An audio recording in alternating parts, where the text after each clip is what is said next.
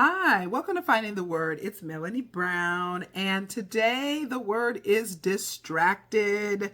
This is something that I battle all the time, just distractions generally. And one of those words that was actually kind of surprised at when I look back, like, I haven't looked at this yet. This is my life. It's just distractions. And I have found that when you have something that you are supposed to be getting done, something that you know is for you to be doing, your a task, a calling, whatever, that you really always have a bunch of things that are going on that seem to be a distraction to you, that keep you from moving forward in what you're supposed to be getting done. Ever since I have tried to relaunch the last 2 years and get my Point Smart system done, which is a reward system for children, and to, get it out there to be an encouragement to parents, to work with people on organizing and all this, I'm excited about doing it. But as I go through working towards those goals, I just feel like there's always something. Now, when you do have 13 children, people will think, well, you're just busy. I mean, distractions, or is it just life? How can you tackle this kind of thing anyway? There's too much to do.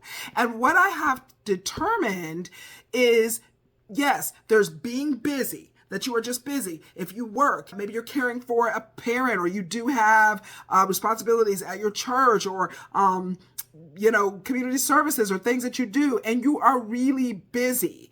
That is true. We can have things that are requirements in our life, stuff that we are responsible for, but then that's not to be confused with what you need to do and not being able to get to it, or being taken from it. First, we got to look at what it is to be distracted. What does that mean? What is the definition? So a distraction is a thing that prevents someone from giving full attention to something else.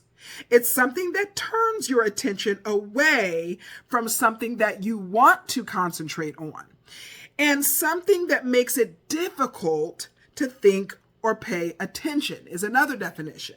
So we're looking at something you want to concentrate on, and then it being difficult. Things turn you away. The distraction turns you from this thing.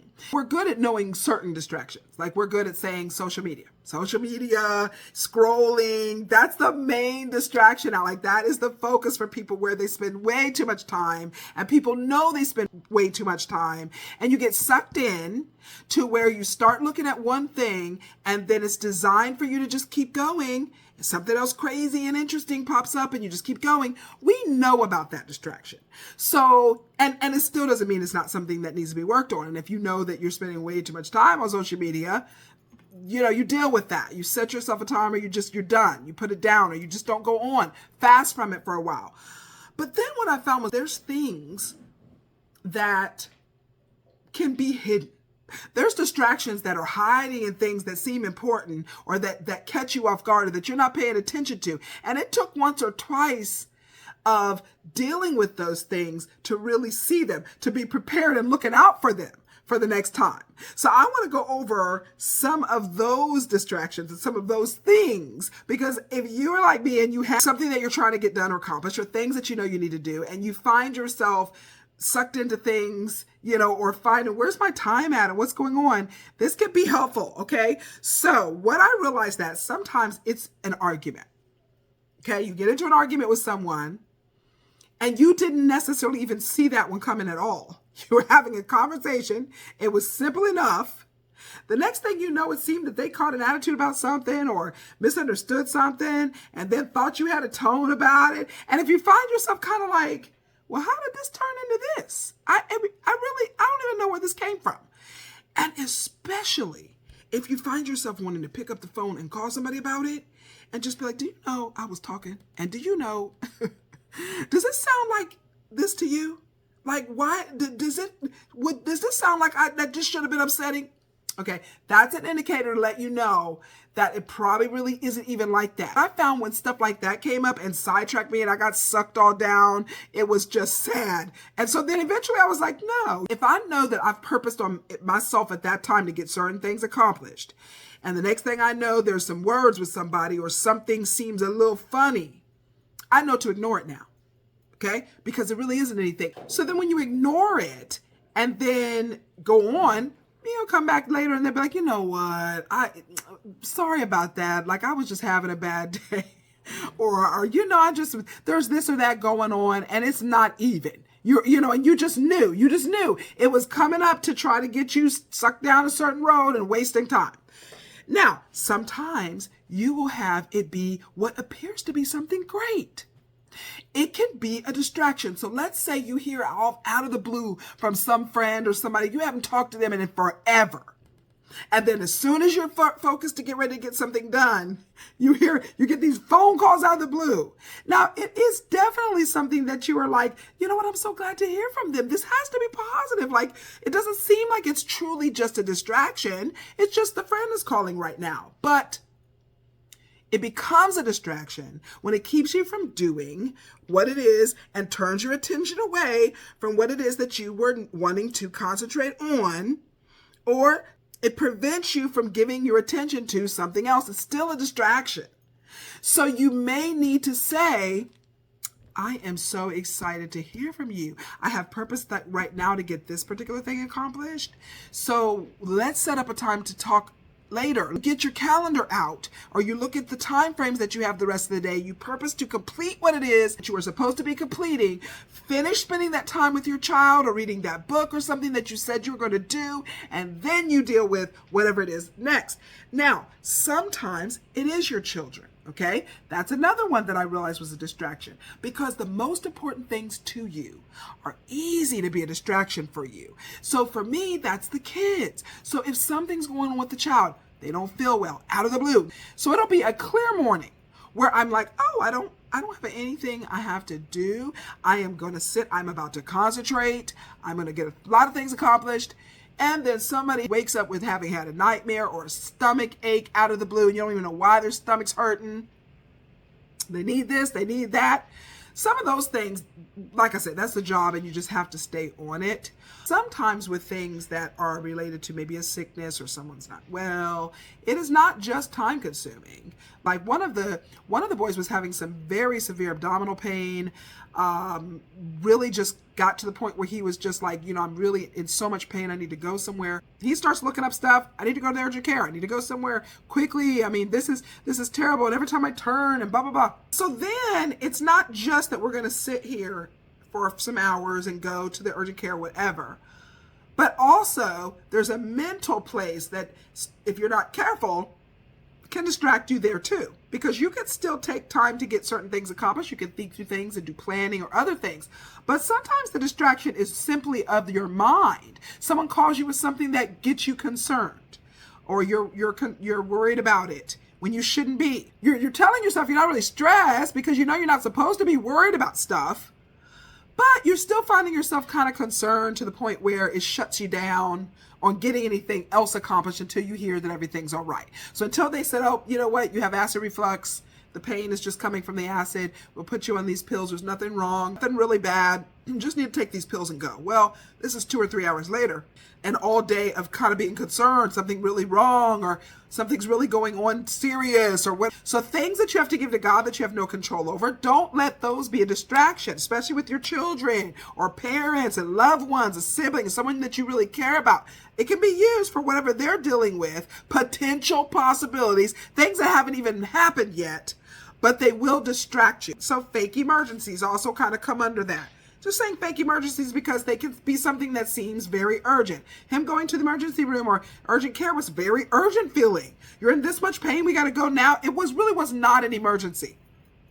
And so sometimes we just have to find out about that. Now, financial burdens. Nothing can distract you like a bill or something needs to be paid. Those, once again, are things that you have to give to God. Maybe you have not figured out how something's going to be taken care of or something's going to be done. You remember we were just talking about this recently, that you have to turn away. Don't sit in stuff too long. Don't dwell on what it is you can't do. Give it to the Lord. Move on. Okay? Don't let it be a distraction. Because once it keeps you from what it is that you're wanting to pay your attention to, that's the problem. It could be drama. You can have friends that are just, and just all kinds of drama going on.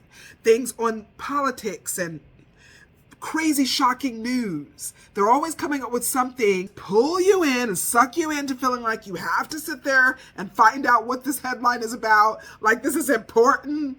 You know, people are on trial and stuff, and you feel like, well, what? What is happening? What is going on? And TV shows and even YouTube.